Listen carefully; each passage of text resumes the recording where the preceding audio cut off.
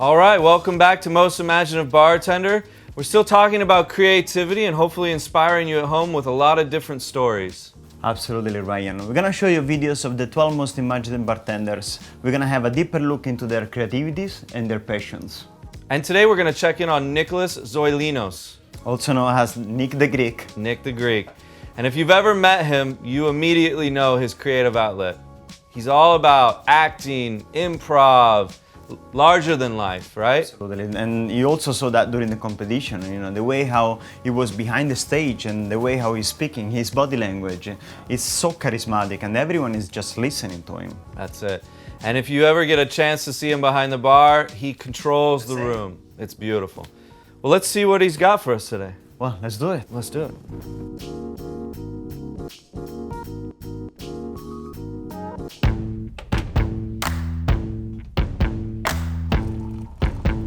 Hi guys, welcome. My name is Nik. Everyone calls me Nik the Greek. We are here in my apartment in Austin, Texas, and I've had the privilege of going on camera today to talk about my passion, which is acting. Bombay Sapphire, Most Imaginative Bartender, helped me reinvigorate my love for acting. I sort of forgotten that it existed and I sort of took it for granted on how it makes me feel and how it inspires me.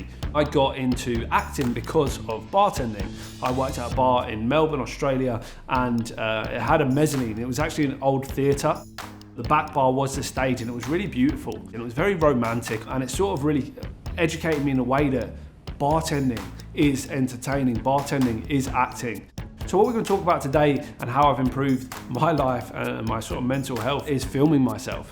Sounds a bit stupid really, but filming myself honestly saved my life. I've been in my apartment alone a lot of the time, in my bar, empty, disused space. I just started talking to the camera.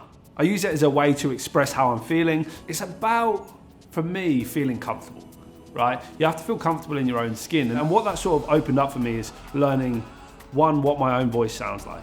2, how I am on camera. And 3, it's okay to be on camera. Apples, you're an apple, lovely, tasty, beautiful thing. 4 for £1, 5 for £1. I like to film my reactions. I like to talk to myself in the mirror. Acting is about letting people laugh at you and just letting everything go, shaking it off and not feeling too tense. And the beauty of filming yourself, you don't have to send it to anyone. Only you get to see it if you want to. The next thing is reading. Now we have so much time, right? Bars are closed, there's a lot of uncertainty, and it's a difficult time.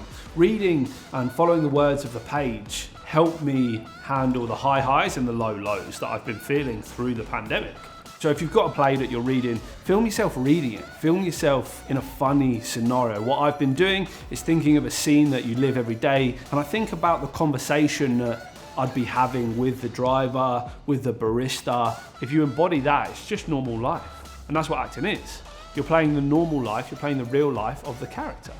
And though some characters are really far away from who you are and how you self-identify, a lot aren't. Acting has helped me grow as a person. It's made me more relaxed. It's made me more happy-go-lucky. It made me more present within conversations that I have, with relationships that I have. It's really important to be accepting that you're going to suck at something at the start and you're going to feel uncomfortable and you're going to be a little bit nervous and anxious. It stifles a lot of people. They really struggle to get past that, and you can do it. You just have to be willing to fail and willing to go back at it. You might be shy and timid as a person, not have the confidence that you think you can have, but if you just flick a switch and you're someone else, you are a character within that play, right? You play your alter ego. They can be whatever you want it to be. Lumberjack. And that's why filming yourself in those characters, not showing anyone else in the world, not sharing it, it's just for you, helps you build that foundation to be more confident within yourself. Acting is fun, right? It should be fun. If it makes you laugh, if it makes you feel good, then it's worth doing. Thank you very much, guys. I really appreciate your time. I hope you learned something. Get out there, just film yourself, have a bit of fun. Let your alter ego take control and don't do anything too crazy, but enjoy yourself. And thank you very much for listening. Wow, Nik. I mean, the guy is... That's unbelievable. Yeah. This is Nik. This is Nik. If you have met Nik, this is Nik. Yeah, I love it. I love the way he pushes you to really dive into your creative outlet. Whatever it is, go 100%. Don't be afraid. The biggest thing that I took away from that, besides the fact that I want to try these exercises that he said, was that Don't be afraid to fail. Don't be afraid to fail. Even in this case, a creative outlet, which is acting, is so relevant to the bartender job, right? It's so linked up. And we are actors, we are going on a stage. You know, when I wear my jacket at work, I'm switching. I'm not more the Valentino outside work, I'm the Valentino, the bartender. Yeah, that's it. And hopefully this inspires you. I mean, we're all actors on the stage of bartending, but maybe this is your creative outlet. Maybe this inspires you to dive into it a little bit more, be a little bit more fearless. For me, it's always about finding that thing that impacts what you do behind the bar. What is it that gives you your perspective, your unique perspective, and how does that translate? Dive into that and be fearless in it. I'm inspired, definitely. Well, thank you everybody. See you on the next one.